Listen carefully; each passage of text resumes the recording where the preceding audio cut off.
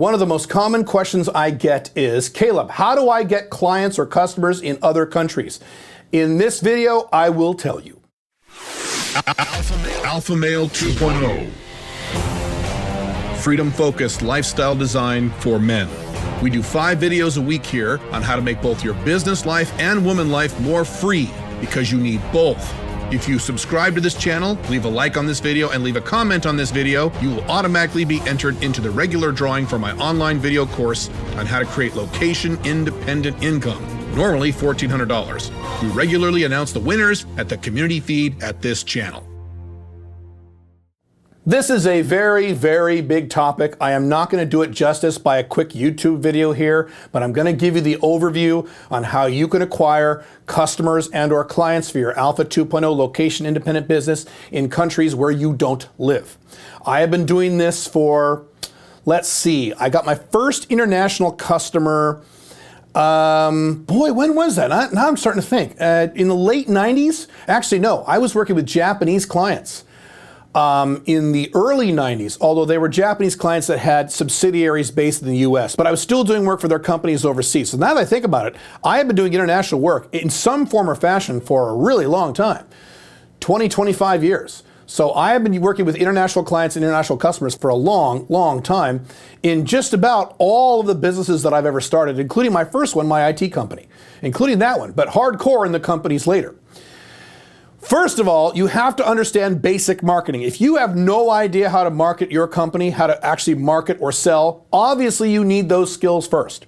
I have an online course, the Alpha Male 2.0 business course, where I go over marketing in great detail. I have another course called the 6-Figure Location Independent Consultant, where I talk about marketing as a consultant. So I have a lot of materials in this. I also have a book called Big Income on Little Work. If you go to calebjones.com, I have all those resources there.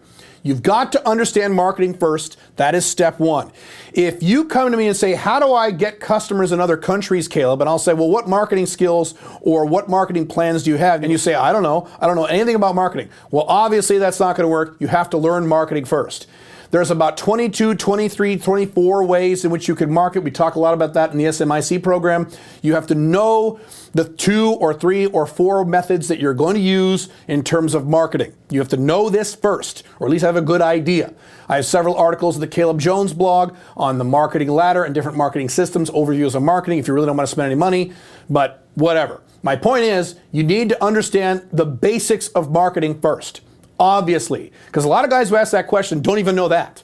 So clearly, you need to do some research on some marketing. If you don't like my materials, a book I recommend is called Guerrilla Marketing in 30 Days by J. Conrad Levinson. Very good book. You can start with that book if you don't want my stuff. But whatever. Find someone's stuff and learn some marketing. Figure this out. At least get a basic overview battle plan of what you want to do. That's step one, obviously. Next thing is that in most cases, you don't need to learn their language. A lot of guys say, well, how can I possibly get customers in other countries if I don't speak their language? I don't speak any other languages other than English. I mean, I can understand German if it's spoken very slowly, kind of. If 2 Germans are talking and they speak very slowly, I can understand about half of what they're saying. I know some basic phraseologies and words in Spanish. I know some basic phraseology and some words in Chinese, Mandarin specifically. But I can't speak any other language other than English. And I have worked with companies in Eastern Europe, in Europe, all over Asia, China, Hong Kong, Japan, some Southeast Asia, several South African countries, where else? Several other places I'm forgetting. I have done business all over the world, both selling hard items like products or information services or doing services like consulting.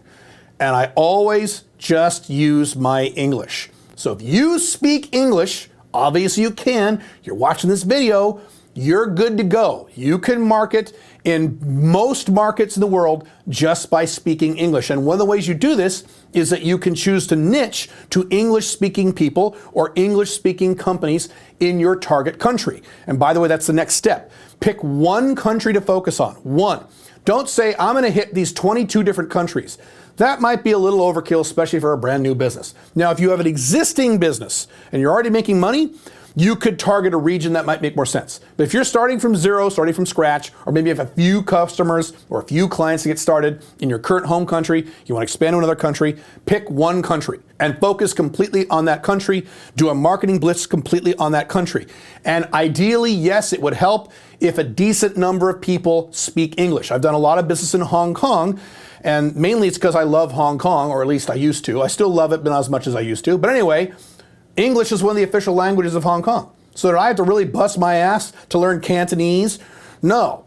English was perfectly fine for Hong Kong. Again, find a country where you know a lot of people speak English, and there are lots of countries like this. Matter of fact, one of the biggest surprises I had when I started traveling the world was how many people tend to speak English wherever you go. You really have an edge. Now, obviously, if you speak English plus a second language or a third language, you're even better off than I am. So certainly leverage that and use that. If you speak French, go ahead and market to French people. If you want, that's fine. If you speak Chinese, my God, you have a huge market of over 1 billion people. Use that to your advantage. That's great. But I'm not saying you have to, so don't use that as an excuse. Next step is you take one or two of the marketing techniques you've already chosen, and this is not a video on marketing, one or two of those, and focus those on your target country. Whatever those are, if that is hitting up people on LinkedIn, fine. If that's doing a blog, focused on that country, or a copy of a blog, or a copy of a podcast that's configured for that country, or videos like this, fine. If that's cold calls, fine.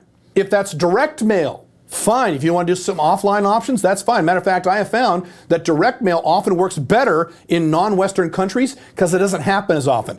People like in the United States are just deluged with junk mail, so sometimes it's actually easier to use things like direct mail in other countries where that doesn't happen. Perfectly fine. There are so many different methods. Again, this is not a video on marketing, but my point is pick one or two methods and hit that hard for your one target country, whatever that is, and don't make excuses about the fact you can't speak their language. Obviously, if it's a country where not a lot of people speak English, and that's the only language you know, then you would target your niche on people who speak English, or business people who speak English, or business owners who speak English, or whatever it is, B2C, B2B, on those specific people, and focus on those guys. Very, very simple. Just do it. Last step, and I've mentioned this before, but I haven't really gone into detail about it, use the fact that you're a foreigner to your advantage. Very often, not always, but very often, the fact that you're a foreigner actually will help you.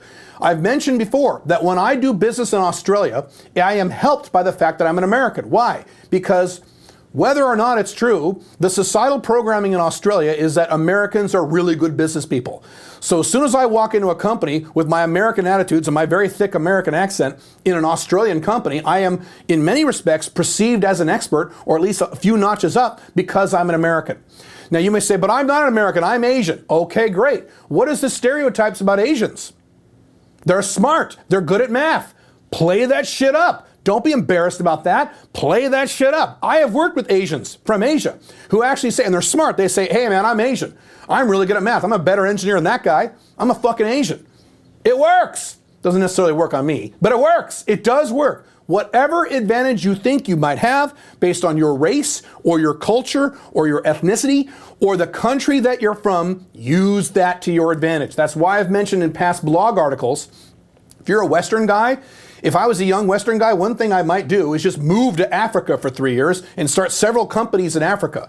You will be immediately perceived as something more valuable because you're a white Westerner. Even if you're not white, even if you're Asian or Hispanic, but you're from the West and you're in Africa, you have an edge. I'm not saying you need to start a company in Africa. Don't overdo this. You see what I'm saying.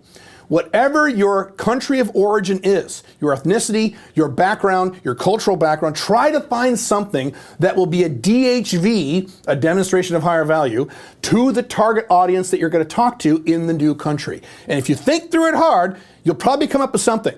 Don't make excuses about this. Usually you can. I don't care what your scenario is. Usually you can come up with something cool about where you come from. And use that to your advantage as part of your branding and as part of your marketing. I certainly do. I play up the fact that I'm a big, loud American because that works. In some business circles, that helps me out a lot.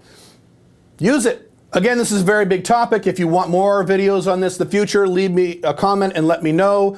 Otherwise, you can go to joinsmic.com. That is my mentorship and audio training program where we talk about marketing a lot. Or if you want, you can click this video here on how to allocate your investment funds, or click this video here on how to select the best industry for your business. I will see you in the next video.